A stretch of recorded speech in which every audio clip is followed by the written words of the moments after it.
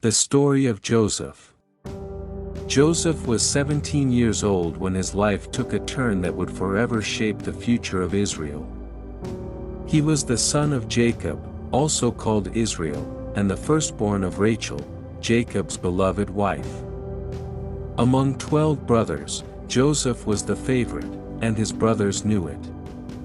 Jacob gave Joseph a special robe, long and richly ornamented, woven with many colors. It wasn't just a gift, it was a symbol. And it stirred bitterness in the hearts of his brothers. To make matters worse, Joseph began having dreams that hinted at his destiny. In one dream, he and his brothers were binding sheaves of grain in a field. His sheaf stood upright, while theirs gathered around and bowed before it.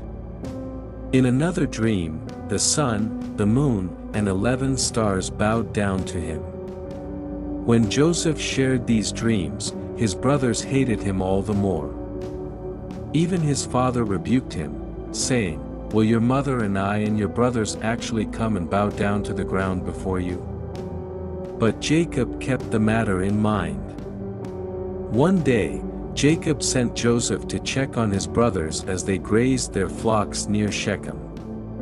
Joseph traveled far to find them, eventually locating them near Dothan. When his brothers saw him approaching, they plotted against him. "Here comes the dreamer," one said. "Let's kill him and throw him into a pit. Then we'll say a wild animal devoured him." Reuben, the oldest, tried to save Joseph. "Don't kill him," he said. "Shed no blood.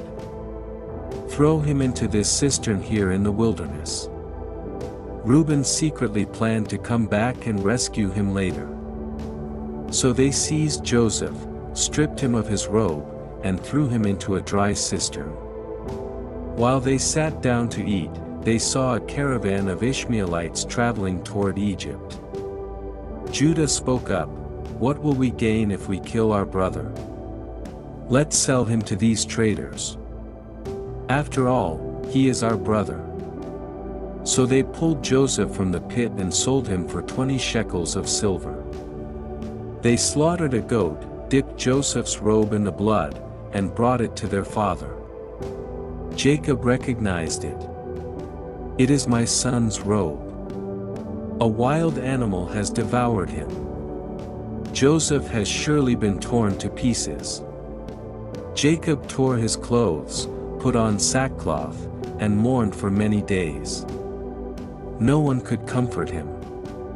Meanwhile, Joseph was taken to Egypt and sold to Potiphar, an officer of Pharaoh and captain of the guard. The Lord was with Joseph, and he prospered. Potiphar saw this and put Joseph in charge of his household. Everything Joseph did succeeded. But trouble arose. Potiphar's wife took notice of Joseph. Day after day, she tried to seduce him. But Joseph refused. "How could I do such a wicked thing and sin against God?" he said.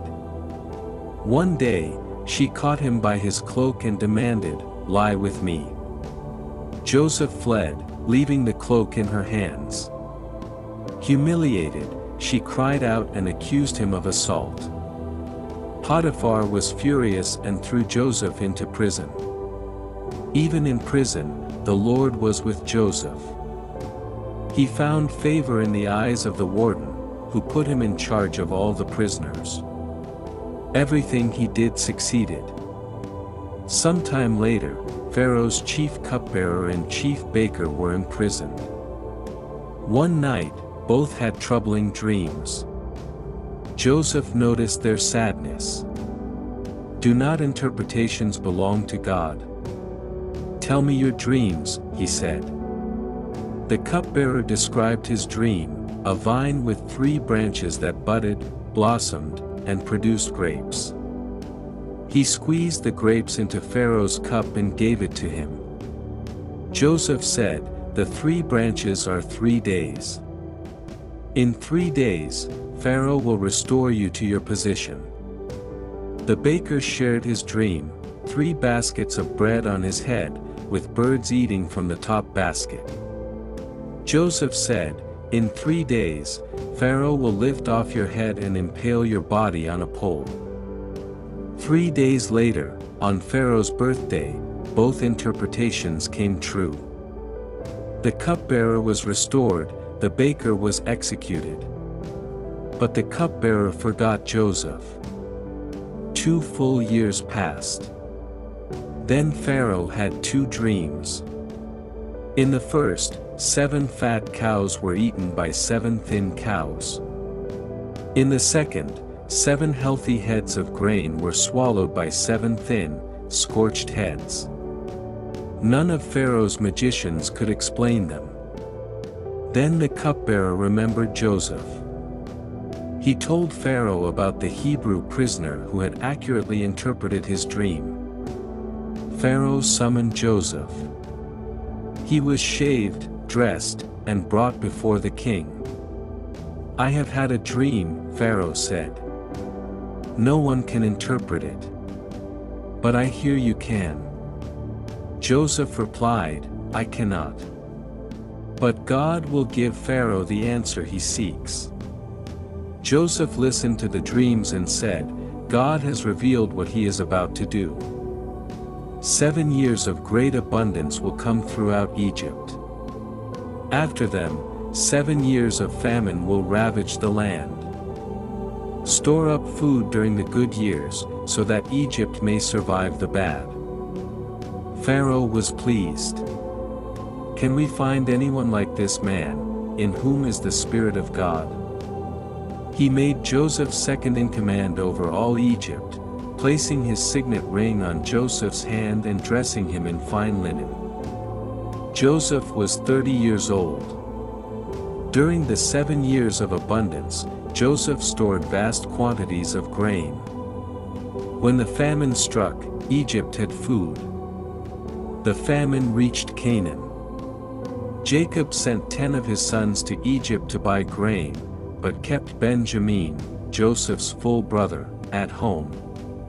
The brothers came and bowed before Joseph, fulfilling his dream, but they didn't recognize him.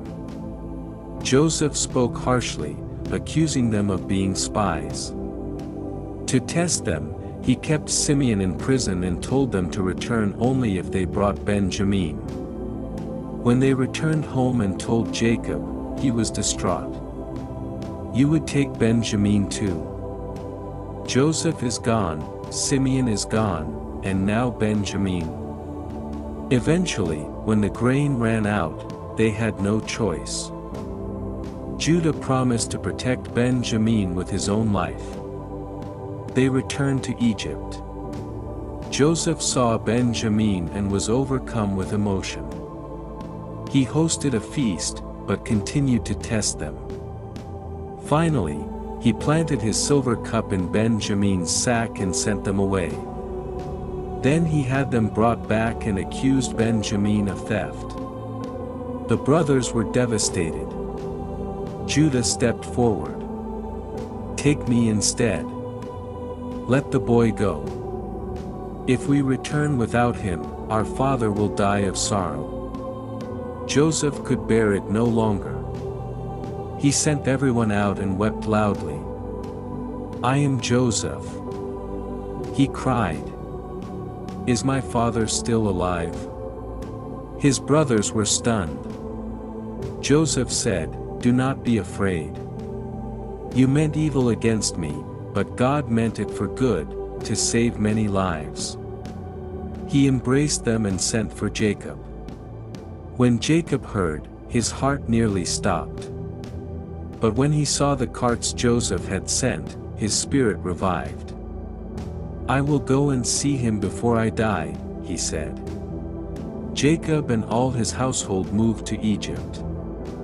There, Joseph embraced his father and wept on his shoulder for a long time. Joseph provided land, food, and safety for his family. Before he died, Jacob blessed all his sons and gave instructions to be buried with his ancestors. Years later, when Jacob passed, the brothers feared Joseph would seek revenge. But he said again, "Do not be afraid. Am I in the place of God? You meant it for evil, but God used it for good." Joseph lived to see 3 generations of his family. Before he died, he made the Israelites promise, "God will surely come to your aid, and you must carry my bones up from this place." And so, the boy who was thrown into a pit became the man who saved nations. Through betrayal, prison, and pain, he remained faithful, and God was with him.